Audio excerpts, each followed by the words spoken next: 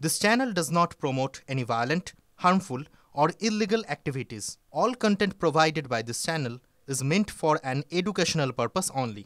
এদিকে চাঁদার নামে তোলাবাজি বিজেপি নেতার ভাইরাল সিসিটিভি কামারহাটির ২৯ নম্বর ওয়ার্ডের ঘটনা। মত্ত অবস্থায় লরি আটকে দুর্গাপুজোর চাঁদার জন্য জুলুমের অভিযোগ রাজ্য বিজেপির সভাপতি ঘনিষ্ঠ এই নেতার বিরুদ্ধে। ২০২২-এ কামারহাটির এই ওয়ার্ডে বিজেপির প্রার্থী ছিলেন ধর্মেন্দ্র রায়। এ বিষয়ে মুখ খুলতে চাননি অভিযুক্ত বিজেপি নেতা। কড়া নিন্দা কামারহাটির পুরপ্রধানের। অভিযোগের সত্যতা মিললে দল ব্যবস্থা নেবে জানিয়েছে বিজেপি।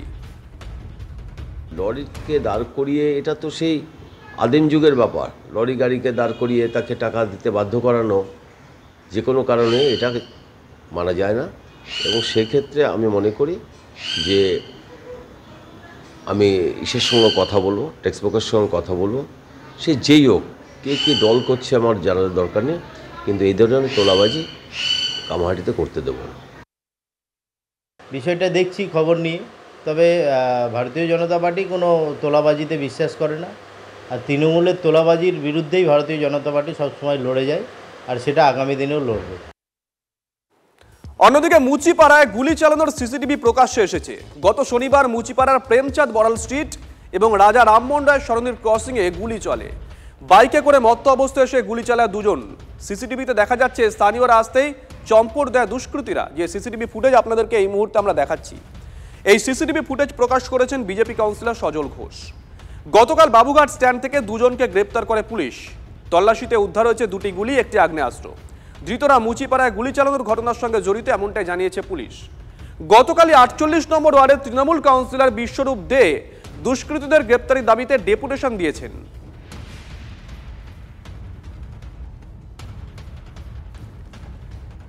তৃণমূল, পুলিশ, সমাজবিরোধী একটা সার্কেল, তার মধ্যেকার গণ্ডির ভেতরেরই সব ত্রিকোণের তিনটে কোণ, এরা স্যারেন্ডার করেছে, আত্মসমর্পণ করেছে। যে বাবা আমি এখন কয়েকটা দিন সেফ কাস্টডিতে থেকে যাই। বাবুঘাটের গল্পটা নাটক। বাবুঘাটের গল্পটা যে পুলিশ ওঁত পেতে ছিল, ঝাঁপিয়ে পড়লো, জাল পেতে রেখেছিল, জালে এসে গেল, ধরা পড়লো, এসবগুলো নাটক। এগুলো হচ্ছে পুরোটা সাজানো নাটক, পুরোটা গটআপ গেম, মানুষকে বোকা বানানোর একটা খেলা, এছাড়া আর কিচ্ছু না।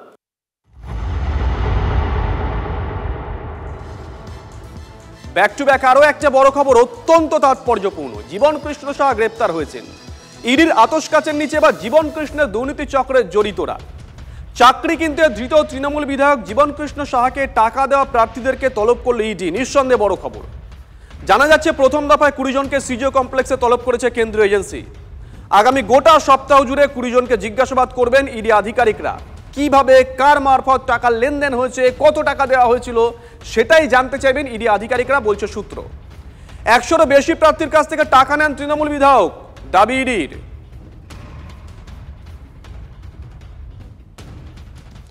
নিয়োগ দুর্নীতিতে এবার ইডির নজরে জীবন কৃষ্ণের গাড়ির চালক।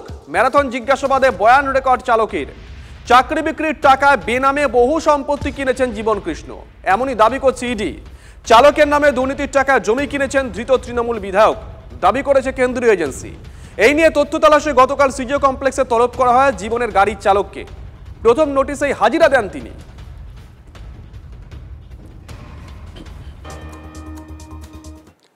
আমরা ডেবরার ছবি আপনাদেরকে দেখাচ্ছি। ডেবরায় বিজেপির বিক্ষোভ কর্মসূচিকে কেন্দ্র করে ধুন্ধুমার।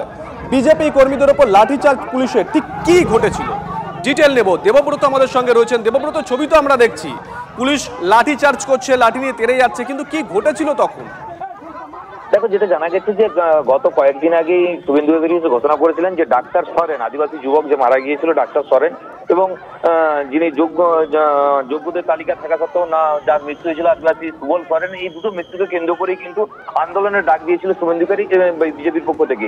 সেই আন্দোলনের সংগঠিত হয়েছিল আজকে ডেবরাতে। সেই যখন আন্দোলনের সংগঠিত করছিলেন বিজেপি কর্মী সমর্থকরা যখন জমায়েত হয়েছিলেন, তখনই কিন্তু পুলিশ বাধা দেয় তাদেরকে, এবং পরবর্তী ক্ষেত্রে সেই বাধা উপেক্ষা করে যখন বিজেপি কর্মী সমর্থকরা থানা থানার দিকে এগিয়ে যায়, থানা ঘেরাওয়ের ডাক দেওয়া হয়েছিল, থানার দিকে এগিয়ে যায়, তখনই কিন্তু বিজেপি কর্মী সমর্থকদের উপর লাঠিচার্জ করা হয়েছে পুলিশের পক্ষ থেকে, এরকম অভিযোগ করছে বিজেপির পক্ষ থেকে। এবং সেই অভিযোগে, সেই লাঠিচার্জে আহত হয়েছেন বিজেপির ঘাটাল সাংগঠনিক জেলার জেলা সভাপতি তন্ময় ঘোষ সহ বেশ কিছু কর্মী সমর্থক।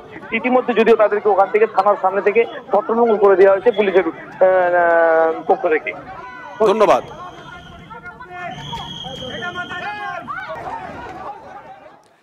এদিকে পুজোর আগে কলকাতা মেট্রো যাত্রীদের জন্য দুঃসংবাদ, কাল থেকে বন্ধ হচ্ছে রাতে স্পেশাল মেট্রো পরিষেবা। এতদিন সোম থেকে শুক্রবার রাত 10:40 উত্তর দক্ষিণ করিডোরের দু প্রান্তে শেষ স্টেশন থেকে ছাড়তো একটি করে মেট্রো। আগামীকাল অর্থাৎ বুধবার থেকে সেই পরিষেবা বন্ধের সিদ্ধান্ত নিয়েছে কলকাতা মেট্রো কর্তৃপক্ষ।